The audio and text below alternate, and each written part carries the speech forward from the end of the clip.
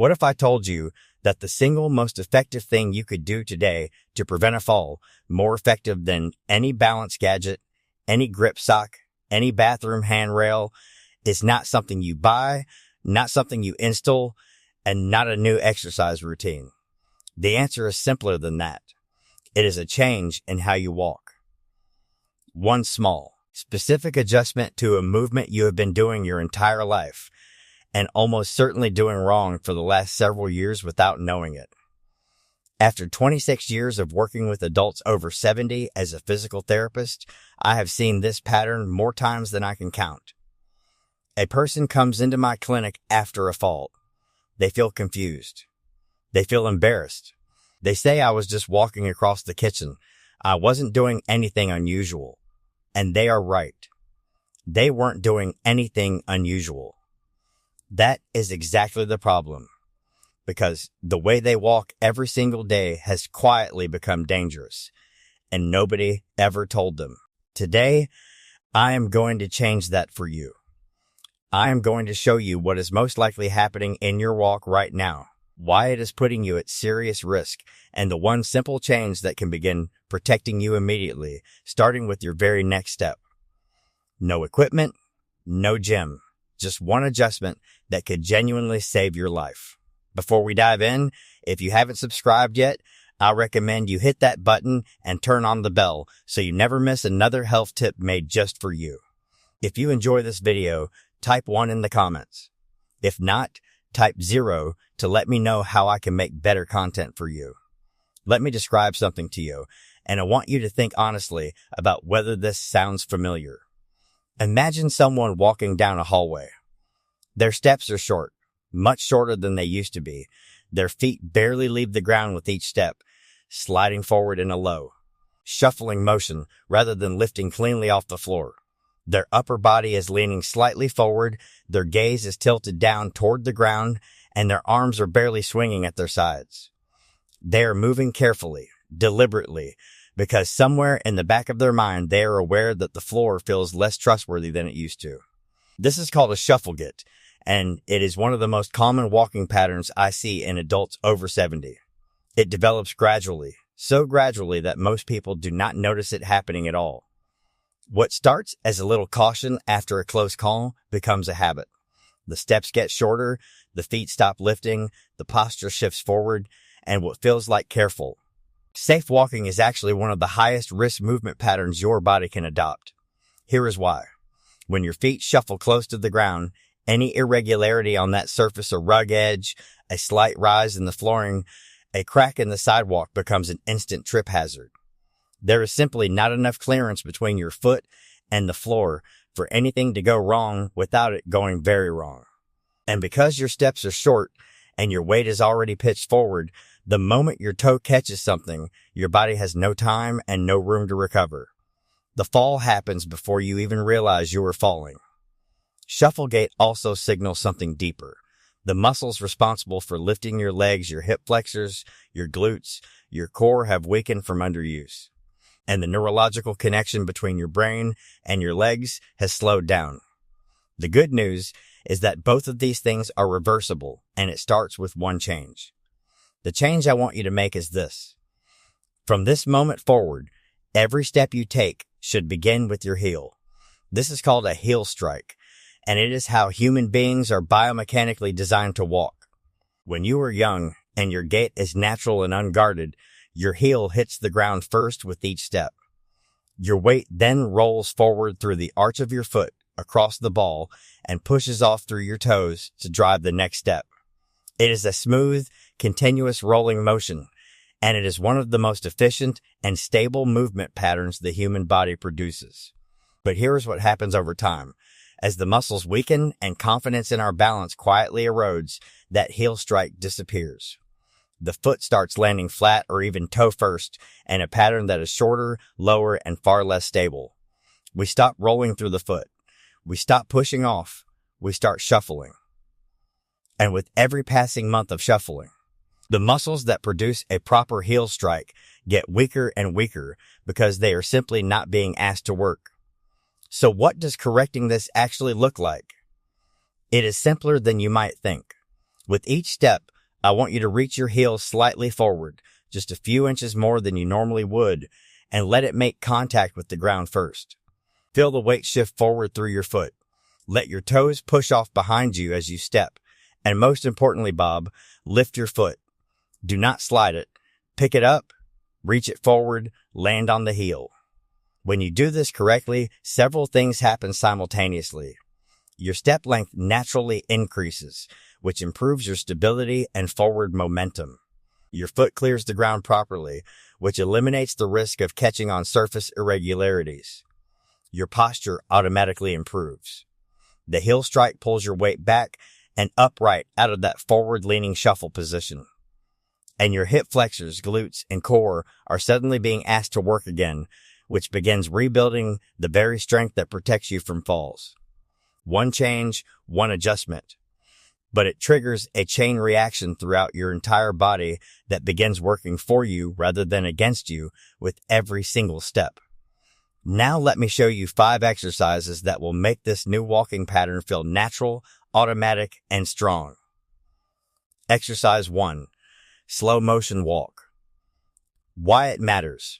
Speed is where proper walking mechanics break down.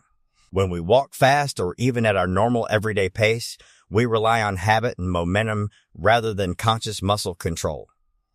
For someone rebuilding a walking pattern, speed is the enemy. The slow motion walk removes speed from the equation entirely, forcing every muscle involved in walking to work independently and with full control. It is one of the most powerful neurological training tools available for relearning safe movement. How to do it. Stand at one end of your hallway. Begin walking at the slowest pace you can physically manage, so slow that each step takes a full 3 to 4 seconds to complete. Lift your foot, pause briefly in the air, reach the heel forward, lower it to the floor, feel the weight shift. Push off with the toes and begin the next step. Walk the full length of the hallway in the slow motion style. Turn carefully and return. That is 1 set. Complete 2 sets. What to focus on. This will feel strange. Slow motion walking is genuinely difficult because it removes all the shortcuts that habitual movement relies on. Every wobble you feel is your balance system being trained. Every correction your ankle makes is your nervous system rebuilding its responsiveness. Embrace the difficulty. It is the whole point. Progress tip. Try closing your eyes for 2 or 3 slow motion steps once you feel steady near the wall. This dramatically increases the proprioceptive challenge and accelerates the neurological adaptation you are building. Exercise 2. Obstacle step over. Why it matters. The controlled environment of a hallway is a starting point, but real life is full of obstacles. Rugs, door thresholds, pet toys, electrical cords, garden hoses. Every one of these is a potential trip hazard for someone with shuffle gait and low foot clearance. This exercise trains your brain and your legs to detect an obstacle. Lift the foot high enough to clear it and land safely on the other side, which is the exact sequence your body needs to execute in a fraction of a second when real life presents the same challenge. How to do it. Place a pool noodle, a rolled up towel, or a similarly soft, lightweight object on the floor of your hallway. It should be about 4 to 6 inches high. Stand a few feet back from the obstacle with a wall or chair within reach for support. Walk toward the obstacle at a normal controlled pace. When you reach it, lift your right foot deliberately, high enough to clear the obstacle with room to spare, and step over. Then lift your left foot and clear the obstacle completely. Continue walking a few steps beyond it, turn carefully, and return, stepping over the obstacle again. Complete 5 passes in each direction. 10 total step overs. What to focus on. Do not rush as you approach the obstacle. Slow down slightly as you get close. Pick your foot up early, well before you reach the object, and make a conscious, confident step. The goal is to train your brain to recognize an obstacle, respond in advance, and execute the clearance with control rather than panic. Progress tip. Once this feels easy, try varying the height of the obstacle. Slightly higher one week, a different texture the next. You can also practice stepping over it while carrying something light in one hand. which is a more accurate simulation of the way real-life trips tend to happen. Exercise 3. Conscious heel strike walk why it matters. Before anything else, you need to practice the heel strike itself, slowly, deliberately, and with full awareness. Most people who have been shuffling for months or years have genuinely lost the motor pattern of a proper heel strike. The neural pathway that produces it has faded from disuse. This exercise rebuilds it by asking your brain and your legs to practice the movement correctly, repetition by repetition, until it starts to become automatic again. How to do it. Find a clear hallway or a long open space along a wall. Stand at one end with one hand lightly touching the wall for safety if needed. Begin walking, but this time think about nothing except your heel. With every single step, consciously reach your heel slightly forward and let it land first. Feel the contact. Feel your weight roll through the foot. Feel your toes push off. Take 10 steps forward this way. Turn carefully using small marching steps and walk back 10 steps. That is 1 set. Complete 3 sets. Rest for 30 seconds between sets. What to focus on. Slow down significantly for this exercise. Speed is the enemy of relearning. The slower you walk, the more conscious control you have over each step, and the stronger the neural signal you are sending to your brain. Think of this as reprogramming, not just walking. Progress tip. Once you feel comfortable with the heel strike on flat ground, try it on a slightly different surface. Carpet versus hardwood, for example. The slight variation forces your nervous system to adapt and generalize the pattern, which is exactly what you need for real-world safety. Exercise 4. Stride length walk why it matters.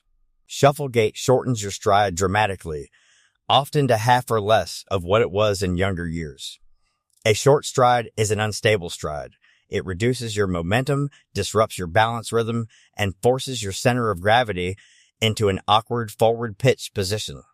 This exercise gently challenges you to extend your stride length back toward a safer, more stable range, rebuilding the confidence and muscle memory that a proper walking gait requires.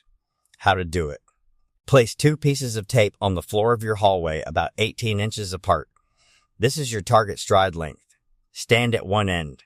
Take a step forward and aim to land your heel at or just beyond the second piece of tape. Then step with your other foot, landing the heel at the same distance. Walk the length of the hallway this way. 10 full strides, then turn and return. Complete 2 full lengths of the hallway. Focus entirely on step length and heel contact. What to focus on. Do not lunge or overreach. The goal is a comfortable, natural extension of your stride, not a dramatic exaggeration. If 18 inches feels too far, start with 12. The distance matters less than the habit of reaching that heel forward with intention on every step. Progress tip. Over time, move the tape markers slightly further apart, half an inch at a time, to progressively challenge your stride length. Most people are surprised by how quickly their stride naturally lengthens once they begin training it consciously. Exercise 5. High knee march. Why it matters. One of the most direct consequences of shuffle gait is that the hip flexors, the muscles responsible for lifting your leg with each step, become progressively weaker. When they are weak, your foot clearance drops.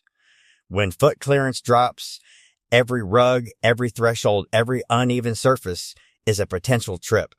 This exercise specifically targets those hip flexors and rebuilds the lifting reflex that keeps your feet safely above the ground with every stride. How to do it. Stand behind a sturdy chair with both hands resting lightly on the back for support. March in place, lifting your right knee towards your chest as high as you comfortably can, then lowering it back to the floor with control. Then lift the left knee. That is 1 full repetition. Complete 15 repetitions on each side, 30 total lifts at a slow, deliberate pace. The lift should feel effortful. If it feels too easy, you are not going high enough. What to focus on. Stand tall throughout. Do not lean your upper body backward as your knee rises. Keep your torso upright. The lifting work should come entirely from your hip, not from momentum or body lean, and control the descent just as carefully as the lift. The lowering phase is equally important for building the eccentric strength your leg needs when your foot returns to the ground. Progress tip. As this becomes easier, practice the march while moving forward slowly through your hallway, lifting each knee before stepping, then placing your heel down first. You are now combining this exercise directly with the heel strike walk, which is the closest simulation of proper walking you can train at home. Before you begin practicing any of these exercises, I need you to take this seriously because your safety is everything. If you have recently had a hip or knee replacement, are being treated for plantar fasciitis or any heel condition, or have been told by your doctor to avoid weight-bearing exercise, please speak with your physician or physical therapist before attempting these movements. Some exercises may need to be modified for your specific situation. Always practice near a wall, countertop, or sturdy chair. Never rush these exercises. Wear non-slip footwear or go barefoot on a safe surface. And if at any point you feel sharp pain, dizziness, or anything that does not feel right, stop immediately. There is no movement here worth risking your safety over. Progress at your own pace and trust your body to tell you when it is ready for more. Over the last several minutes, you have seen how a fall after 70 is not something you have to accept as inevitable. It begins with one overlooked detail and a movement you make thousands of times a day, and it ends with a body that is steadier, stronger, and far less afraid of the ground beneath it. Each exercise in this routine builds on the one before it, exactly as the body prefers to relearn a pattern. The slow motion walk slows everything down enough for your brain to take back conscious control. The obstacle step over teaches your legs to react before a trip ever becomes a fall. The conscious heel strike walk rebuilds the exact motor pattern your body was designed to use. The stride length walk restores the distance and momentum that shuffling quietly stole from you. And the high knee march brings it all together, rebuilding the hip strength that holds the whole pattern up. When these exercises are practiced consistently, not perfectly, but consistently, the changes are real and they are lasting. The shuffle that crept in over months begins to loosen its grip within weeks. The hesitation you feel crossing an uneven floor starts to fade. The short, careful steps give way to something that feels more like solid ground again. Stability improves not through intensity, but through patience and repetition. Small movements done daily send a clearer message to your nervous system than aggressive workouts done once a week. The body responds to what it is reminded of every day, and these exercises are that daily reminder. The long-term benefit reaches far beyond physical comfort. A confident, properly landed heel strike protects your balance. It reduces the fear of falling that quietly steals independence from so many older adults. It preserves the ability to walk to your mailbox, climb your own stairs, play with your grandchildren, and move through daily life without constantly wondering whether your legs will hold you. That kind of independence is not a small thing. It is everything. Aging does not mean surrendering control over how your body moves. It means learning which movements your body truly needs at this stage of life and choosing them every day with care and intention. These exercises are that choice. Simple, safe, and powerful in ways that add up over weeks and months. Now I would love to hear from you. Have you noticed yourself shuffling more than you used to? And was it a fall, a close call, or just a quiet habit that crept in? Leave a comment with your age and where you are watching from. Your experience might be exactly what another viewer needs to hear today. If you enjoyed this video, please leave a comment with 1. If not, feel free to comment with 0. Your feedback means a lot to us. Don't forget to like, share, and subscribe to our YouTube channel for more content like this. Thank you for watching, and here's to living life on your own terms.